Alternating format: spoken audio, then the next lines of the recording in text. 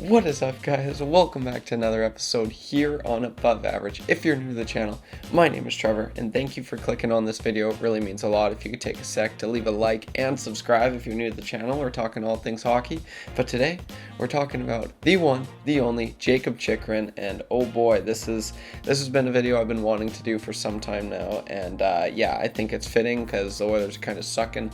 So in this video, we're going to be talking about Jakob Chychrun, why I think the Oilers should go for him. I really do. I'm pretty keen on this guy, especially like I've a lot lately.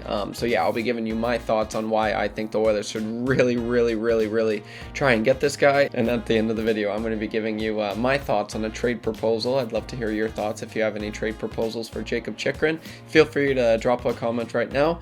But yeah, stay to the end because you'll want to hear mine. It's kind of interesting. Maybe, I don't know. It's kind of basic, really. But yeah, I think it's a good trade. So without further ado, let's talk about Jakob Chychrun. We need this guy, and if you're an Oilers fan, if you've been watching the games, clearly it's been evident that Oilers defense has been struggling, I'd say, more than our goaltending has been.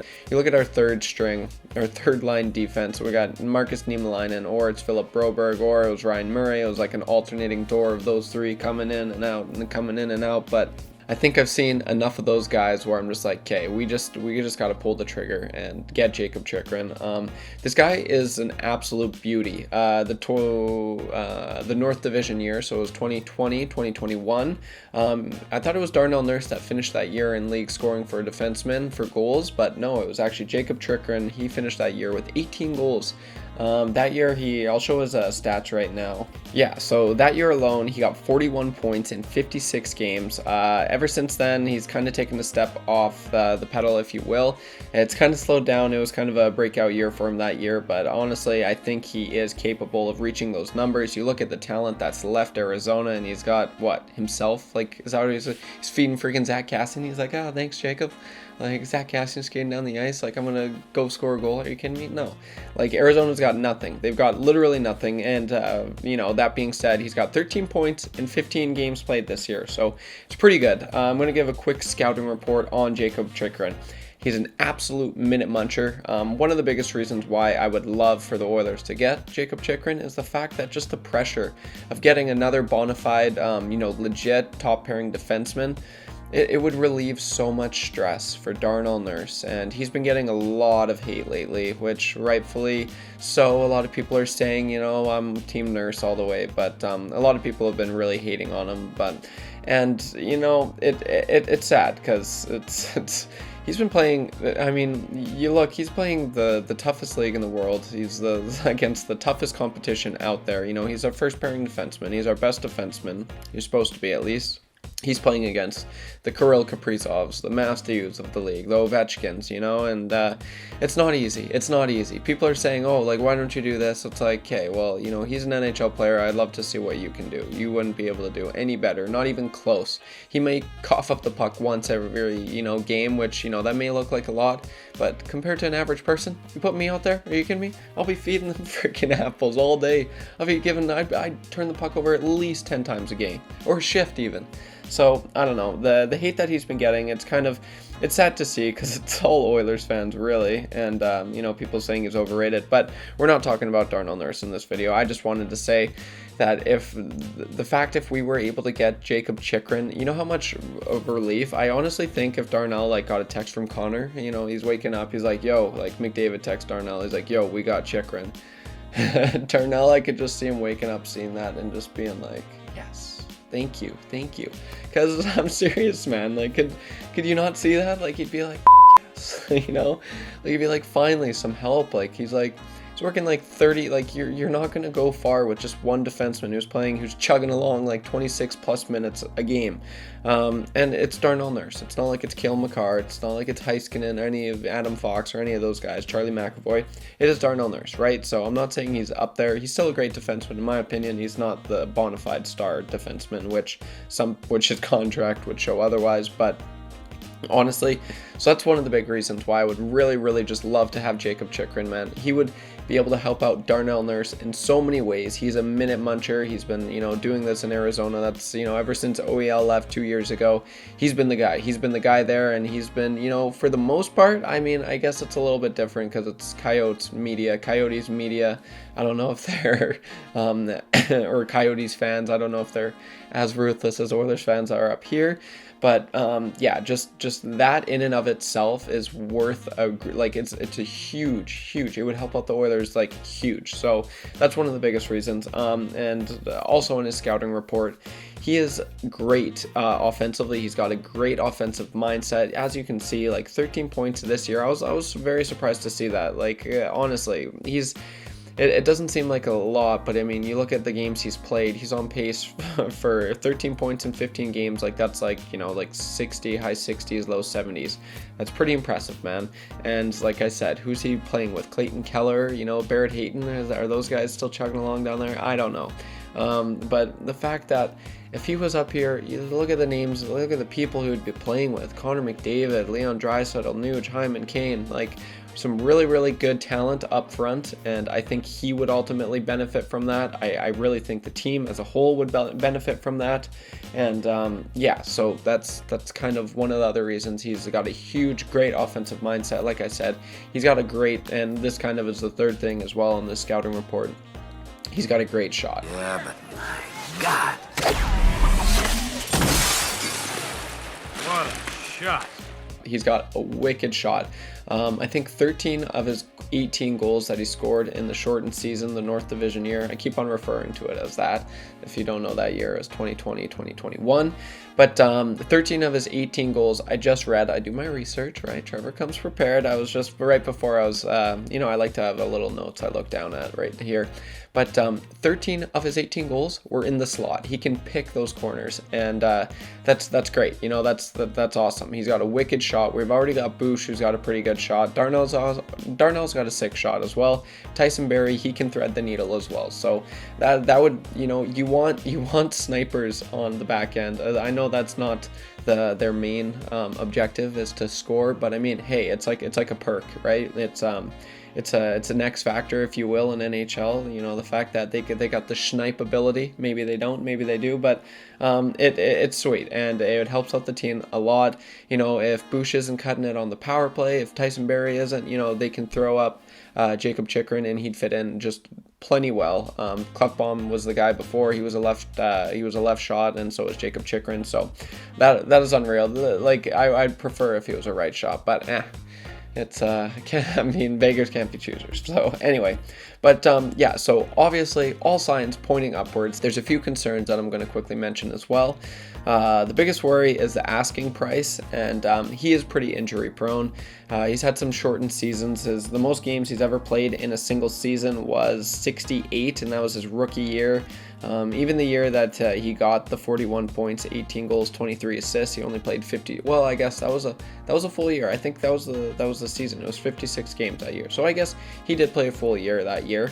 But then the 2021-22, he played 47 games, so he barely played half of the season. And then this year, he's already up to 16 games, which he's missed pretty well half the season as well. So that is kind of scary. We don't want to trade for a guy that's, as soon as we get him, he's out, right? That's, and there always is that worry, and it sucks. Like, I wish there was a way players didn't get injured, but I mean, that's the game. That's the game of hockey, right? It is tough, and that's one thing, like, I'm losing a lot of sleep on if I was the GM, and I'm sure Kenny Holland, if he is looking to get Chychrun, he's like, hey, like, do I pull the plug? Like, if I do, is this guy are we gonna get our bang for our buck, right? So that is a huge concern, and something definitely to be looked at. And then the other thing for sure is the asking price. So Jeff Merrick, Elliot Friedman, they said on the 32 Thoughts podcast, and I quote, "It's essentially the equivalent of 2 first-round draft picks plus, so that would be a combination of prospects, picks, and a player as well,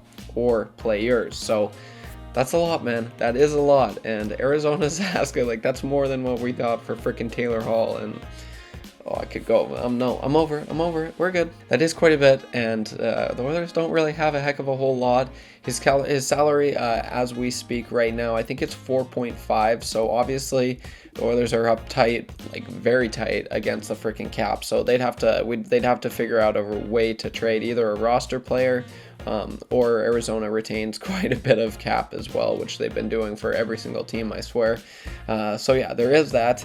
And this is interesting as well. You know, we look at his defensive game, like, okay, you know, Trevor, you mentioned his offensive, and this is on the scouting report. Sorry, I'm going back. It says he has some tweaking to do in his own end in the scouting report where I got this from, but I also read this. His 2.6 stick checks per game ranked first out of 180 defensemen with a minimum of 500 minutes played, and he won 161 puck battles, which ranked 11th. It was that all-round game that made Chychrun the number 16 pick in the 2016 NHL draft. So that is super encouraging, right? Obviously, the goal is, yeah, he can produce offensively. That's gonna, you know, just benefit playing with Connor and Leon and, you know, all those guys I mentioned earlier. But we're trading for a defenseman, and defense is his number. It should be his number one priority, and that's what we need. And that is just words of encouragement, right? Like. So what, we get an offensive dynamo. Look, you know, Tyson Barrie, he's really good offensively. Is he good defensively? Yeah, you know, not really. So the fact that he's good on both ends of the ice, that's just huge. And like, honestly, it's screaming green. It's green arrows. It's pointing up for me, like 100%. And, you know, at the beginning of the year, I was all forgetting, oh, you know, if there's a way we could land Patrick Kane, but man, we got to go for defense right now. And the thought of that, you know, obviously was super entertaining and, you know, pretty fun and pretty cool idea. But man, if I didn't know our defense was going to be this bad. I really didn't. I thought we were going to be able to be okay, but no, like our defense has been probably our biggest struggle this year. And so, I mean, we need to fix that. You know, we're not going to fix that by getting Patrick Kane, but we could just fix that by getting Jakob Chychrun. So very interesting. Yeah, I'd love to hear your thoughts in the comment section below, guys. Do we get Jakob Chychrun? Is this the year? You know, and in my opinion, honestly, I'm all in. I'm putting all in. This is the prime years of Connor McDavid and Leon Draisaitl. You want to win now, you get players like Jakob Chychrun on your team. Some guy that can help you. He's a minute muncher. He is great on both ends of the ice. Yes, there is those risks, but sometimes in life, you got to take those freaking risks, okay? You heard it here first. So, yeah, and I said at the end of the video, I was what I'd propose if I'm a general manager of the Edmonton Oilers. I think I've seen enough out of Philip Broberg to be like, okay, take him. Honestly, I was really high on this guy, but this Broberg is not the Broberg what we drafted. You look at the Helsinki Gretzky Cup a few years, he was just like raising eyebrows. It was insane. He was going end to end. He did one pretty nice rush this year in Bakersfield, and he ended up scoring on it. But even Skellefteå, where he was playing in the Swedish Elite League, he had the occasional end-to-end rush. But man, nothing here that has really just shown me that this guy is going to turn into the player that we drafted him for. All of a sudden, he's a stay-at-home defenseman. It's like, what the hell? No, you can't change your game plan. I'm done with Broberg. I've seen what I need to see out of him. I'd be willing to trade Philip Broberg, this year's first overall pick, Raphael Lavoie, who's kind of got some upside. He still does. It's kind of been up and down in the minors, but I do think he'd be a good role guy down like a few years down the road. I still see him making the NHL. I do. And we might have to throw in another second. We might have to throw in another second or first round pick, but that's what I'm proposing.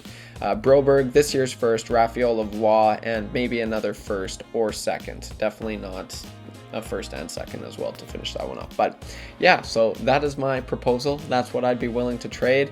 Obviously, they'd have to retain some cap, and if they, I didn't trade a roster player because obviously I don't know who we're going to trade that they'd want that, like, they're not going to take Yessi. Like, I'd be blown away. If they take Yessi instead of Raphael Lavoie, maybe do that. Maybe, that would probably be, because then we'd be giving away $3 million and we'd be getting 4, so we'd be only 1.5 over than what we had before, and we'd be able to figure that out, I'm sure. So yeah, I'm changing it. Philip Broberg, this year's first overall pick, Jesse Puljujärvi, and a first or second. That's what I'm willing to trade for Jakob Chychrun. You heard it here first. It's gonna happen if it does happen. Okay, yeah, so sorry about that, guys. My camera totally cut off, but I didn't realize how long I was talking. I didn't mean for this video to be that long, but I'd love to hear your thoughts in the comments section below. As always, thank you for the support, guys. It really means a lot. If you are traveling this Christmas, just want to say safe travels. Merry Christmas to every single one of you guys that are clicking and liking and commenting on these videos that I've been making, to all the subscribers that we got this year. Just, you guys crushed it, and it really, from the bottom of my heart, means so much. So thank you so much. Merry freaking Christmas, and hopefully Christmas comes early and we can land Jakob Chychrun. Wouldn't that be nice? So take her easy, guys. I'll see you in the next one, and peace.